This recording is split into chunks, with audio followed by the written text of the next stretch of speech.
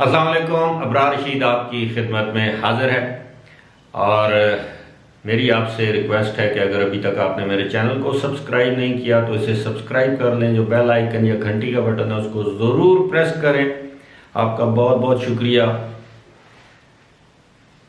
अब सऊदी अरब के बाद यूएई के बाद बहरीन के बाद मिस्र ने भी फैसला कर लिया है कि वो कतर के साथ तमाम जो राब्ते हैं वो बहाल कर रहे हैं।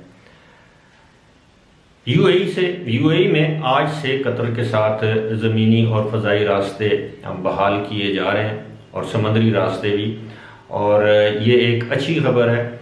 और आयाटा जिसे कहते हैं, इंटरनेशनल एयर ट्रांसपोर्ट एसोसिएशन, जो फ़ज़ाई परवाज़ों की एक आलमी एक एसोसिएशन है, उसने इस चीज़ का खैर मकदम किया है। और उसकी बड़ी वजह क्या है? उसकी बड़ी वजह यह है कि इससे लोगों को बहुत फ़ायदा पहुंचेगा, क्योंकि इससे पहले एक फ़ज़ाई हदूद की बंदिश की वजह से, एयरपोर्ट्स की बंदिश की वजह से 1 घंटे का सफ़र 5 घंटे में तय होता था। और जाहिर है ये जो परवाज़ों का दौरानिया जब बढ़ता है तो इसके जो किराया या इसके जो अखराजात हैं वो मुसाफिरों से ही वसूल किए जाते थे। अब आयाटा ने इस बात पर बड़े इत्मीनान का इजहार किया है कि कतर के साथ अब ये सऊदी अरब के बाद यूएई के बाद बहरीन के बाद मिस्र, यानी इन 4 ममालिक के तल्लुकात बेहतर होने के बाद और फ़ज़ाई और ज़मीनी जो रास्ते हैं वो दोबारा बहाल होने के बाद इसका पूरे इलाके पर एक बहुत अच्छा असर पड़ेगा। यानी पूरे इलाके से मुराद ये है कि ये जो खिता है, जो रीजन है, गल्फ रीजन जिसे हम कहते हैं। और दूसरी बात यह है कि इससे मैं समझता हूँ, मैं ही नहीं बल्कि आलमी माहिरीन भी ये समझते हैं कि इससे वहाँ जो तरक्की का पहिया इस वक्त जमूद या इंजमाद का शिकार है वो दोबारा चलना शुरू हो जाएगा और उससे रोज़गार के बड़े मौके पैदा होंगे। बज़ाहिर ऐसे लगता है कि ये कोई बड़ी खबर नहीं है कि कतर के ऊपर जो पाबंदियां थी वो हटा दी गई हैं। अब कतर के ऊपर जो पाबंदियां थी वो अगर हटाई गई हैं, इससे कतर को तो फ़ायदा होगा ही, लेकिन इसी के साथ साथ जो फ़ायदा कतर के साथ जो मुल्क तजारत करते हैं, आपको पता है कि तजारत जब की जाती है उसमें दोनों ममालिक का मुफाद जो है वो वाबस्ता होता है। और जब दोनों ममालिक का मुफाद वाबस्ता होगा तो दोनों ममालिक के अफराद उससे फ़ायदा उठाएंगे। कारोबारी हजरात, बिजनेसमैन, अब हर कारोबार के साथ शिपिंग आप ले लें, एक्सपोर्ट ले लें, इम्पोर्ट ले लें, मुख्तलिफ कंपनीज हैं, उनके साथ सैकड़ों हज़ारों अफराद का रोज़गार वाबस्ता होता है। तो ये एक पहिया है।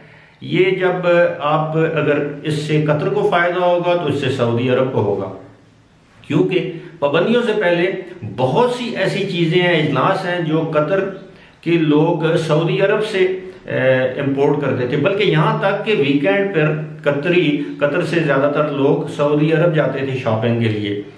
तो ये दो तरफा चीज़ें होती हैं। अब जैसे आप देखें, मैं एक छोटी सी आपको मिसाल दूँ।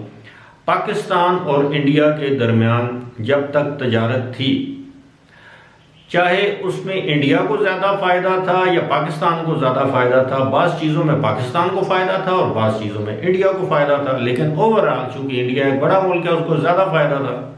लेकिन पाकिस्तान को क्या फ़ायदा था? मैं छोटी सी मिसाल देता हूँ।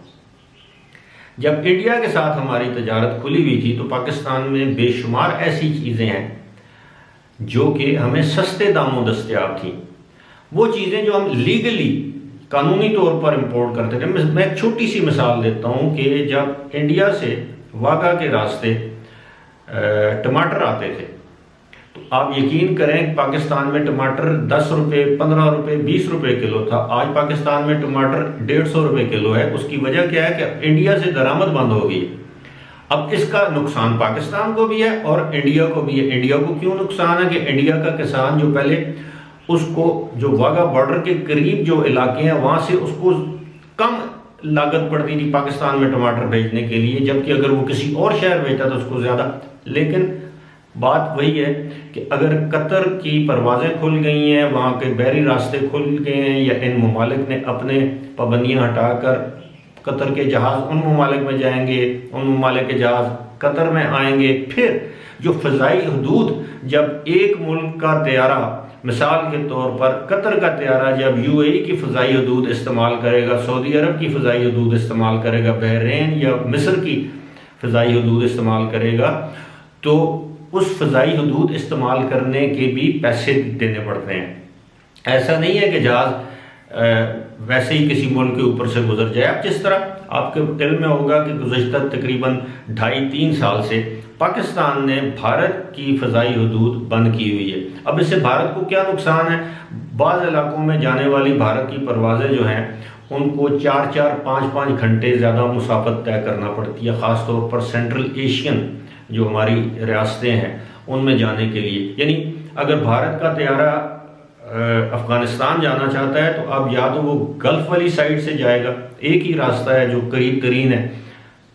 पहले वो पाकिस्तान से गुजर कर काबुल चला जाता था और तकरीबन आधे घंटे में, दिल्ली से आधे घंटे में काबुल पहुंच जाता था। अब अगर वो दिल्ली से वो तैयार है, अगर काबुल जाएगा तो वो तकरीबन कम से कम वो 3.5 घंटे में वहाँ पर पहुँचेगा या 4 घंटे में पहुँचेगा। इसी तरह अगर कोई पहले उज़्बेकिस्तान भारत से ये कोई फ़्लाइट जा रही थी तो वो अगर 3 घंटे लगते थे तो अब 6 घंटे लगते हैं। लेकिन साथ ही साथ इंडिया को भी नुकसान है और पाकिस्तान को क्या नुकसान है, मैं आपको थोड़ा सा इसको एक्सप्लेन कर देता हूँ।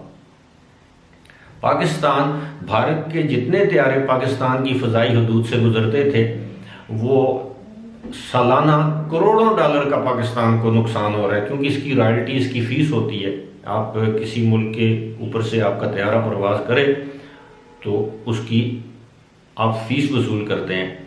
ये सारी चीज़ें आपस में मिली हुई हैं, जुड़ी हुई हैं। और मैं ज़ाती तौर पर ये समझता हूँ, मेरा मशवरा होगा अपने उन पाकिस्तानी भाइयों से माफ़ कीजिएगा जो इस वक्त यूएई में नौकरी ढूंढने के लिए जाना चाहते हैं। मेरी उनसे ये दरख्वास्त होगी कि वो अब कोशिश करें कि कतर में अपने लिए नौकरियां तलाश करें, क्योंकि अब कतर के हालात और वाक़यात दिन ब दिन बेहतरी की तरफ जा रहे हैं।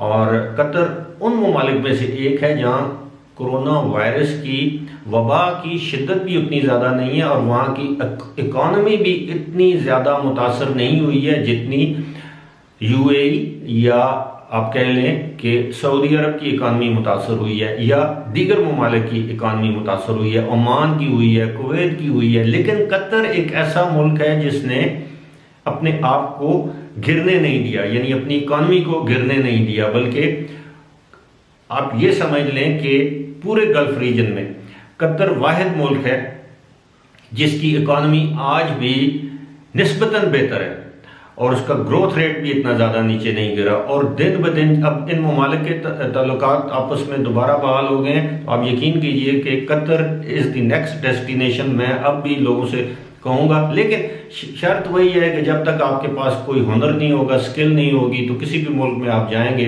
तो आप एक आम लेबर की तरह काम करेंगे। लेकिन अगर आपके पास हुनर होगा, स्किल होगी, तो फिर हर मुल्क में आपकी डिमांड होगी। फ़िलहाल इसी के साथ मुझे दीजिए इजाज़त। खुदा हाफिज़।